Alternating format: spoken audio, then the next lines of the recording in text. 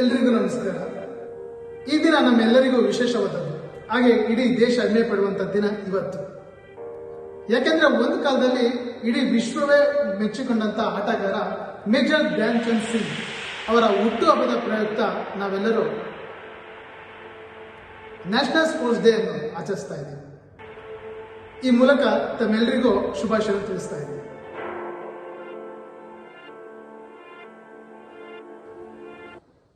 ಇವರ ಬಗ್ಗೆ ಪ್ರತಿಯೊಬ್ಬರು ತಿಳ್ಕೊಳ್ಳೇಬೇಕು, ಯಾಕಂದ್ರೆ ಇವರ ಕೊಡುಗೆ ಅಪಾರವಾದದ್ದು. 1905 ಅಲಹಾಬಾದ್ನಲ್ಲಿ ಇವರು ಜನಿಸ್ತಾರೆ.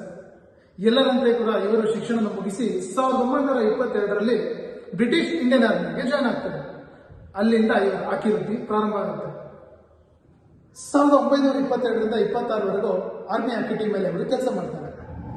ಅವರ ಆಟದ ವೈಖರಿ ಹೇಗಿರುತ್ತೆ ಅಂದ್ರೆ ಕೇಳಿದ್ರೆ ಇನ್ನೂ ಕೂಡ ಆಶ್ಚರ್ಯ ಆಗುತ್ತೆ.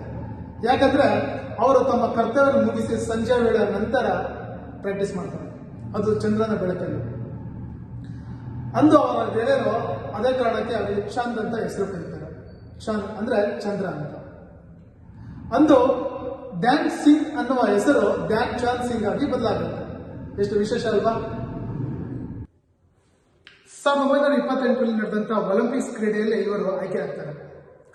ಅಲ್ಲಿ ಆಸ್ಟ್ರೇಲಿಯಾ ವಿರುದ್ಧ 6-0, ಬೆಲ್ಜಿಯಂ ವಿರುದ್ಧ 9-0, ಡೆನ್ಮಾರ್ಕ್ ವಿರುದ್ಧ 5-0, ಸ್ವಿಟ್ಜರ್ಲೆಂಡ್ ವಿರುದ್ಧ 6-0, ಹಾಗೆ ಫೈನಲ್ ಮ್ಯಾಚ್ ಅಲ್ಲಿ 3-0 ಗೋಲ್ ಹೊಡೆಯುವ ಮೂಲಕ ನೆದರ್ಲ್ಯಾಂಡ್ ಮಣಿಸ್ತಾರೆ.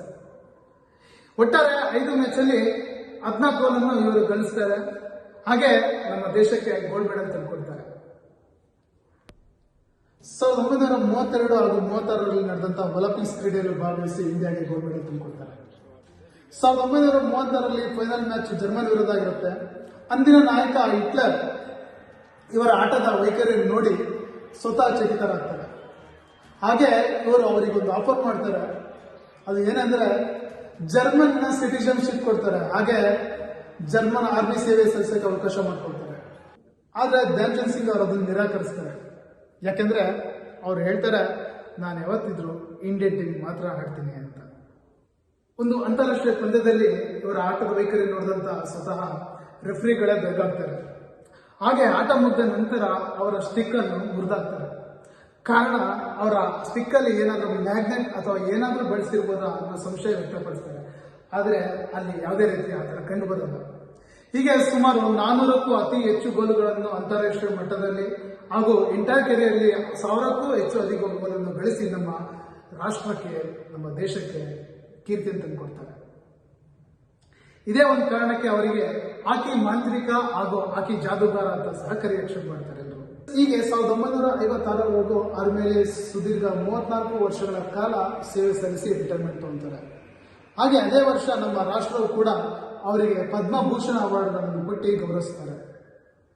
ಅಷ್ಟೇ ಅಲ್ಲ, ಧ್ಯಾನ್ ಚಂದ್ ಸಿಂಗ್ ಅವರ ಸ್ಟಾಂಪ್ ಕೂಡ ಬಿಡುಗಡೆ ಮಾಡ್ತಾರೆ. ಇವರ ಪ್ರೇರಣೆ ಪ್ರತಿಯೊಬ್ಬ ಆಟಗಾರಿಗೂ ಸಿಗಲಿ ಅಂತ ಹೇಳಿ ನಮ್ಮ ರಾಷ್ಟ್ರ ಇವರ ಜನ್ಮದಿನದಿಂದ ರಾಷ್ಟ್ರೀಯ ಕ್ರೀಡಾ ದಿನವಾಗಿ ಆಚರಿಸಿಕೊಳ್ಳುತ್ತದೆ. ಹಾಗೆ ಈ ದಿನ ರಾಷ್ಟ್ರೀಯ ಹಾಗೂ ಅಂತಾರಾಷ್ಟ್ರೀಯ ಮಟ್ಟದಲ್ಲಿ ಸಾಧನೆ ಮಾಡಿದಂತಹ ಆಟಗಾರರಿಗೆ ಹಲವಾರು ಪ್ರಶಸ್ತಿ ಕೊಡುವ ಮೂಲಕ ಗೌರವ ಕೊಡ್ತಾರೆ.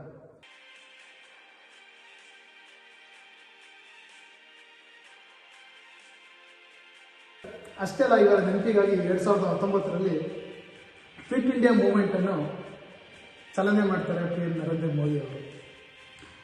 ಇದರ ಉದ್ದೇಶ ಪ್ರತಿಯೊಬ್ಬರು ಕೂಡ ಫಿಸಿಕಲ್ ಆಕ್ಟಿವಿಟೀಸ್ ಅಲ್ಲಿ ತಮ್ಮನ್ನು ತಾವು ತೊಡಗಿಸ್ಕೊಳ್ಳಿ, ಹಾಗೆ ಸ್ಪೋರ್ಟ್ಸ್ ಅಲ್ಲಿ ತೊಡಗಿಸ್ಕೊಳ್ಳಿ ಅನ್ನೋದು ಇದರ ಉದ್ದೇಶ ಆಗಿದೆ. ಇದೇ ರೀತಿ ನೀವು ಸಹ ನಿಮ್ಮ ಕ್ರೀಡೆಗಳಲ್ಲಿ ರಾಷ್ಟ್ರೀಯ ಹಾಗೂ ಅಂತಾರಾಷ್ಟ್ರೀಯ ಮಟ್ಟದಲ್ಲಿ ಸಾಧನೆ ಮಾಡಬೇಕೆಂಬ ಗುರಿ ನಿಮ್ಮದಾಗಿರಬೇಕು. ಹಾಗೆ ದಿನನಿತ್ಯ ಫಿಸಿಕಲ್ ಆಕ್ಟಿವಿಟೀಸ್ ಅಂಡ್ ಸ್ಪೋರ್ಟ್ಸ್ ಅಲ್ಲಿ ನಿಮ್ಮನ್ನು ನೀವು ತೊಡಗಿಸ್ಕೊಳ್ಳಿ ಅಂತ ಈ ಮೂಲಕ ಕೇಳ್ಕೊಳ್ತಾ ಇದ್ದೀನಿ. All the very best for your future. Thank you.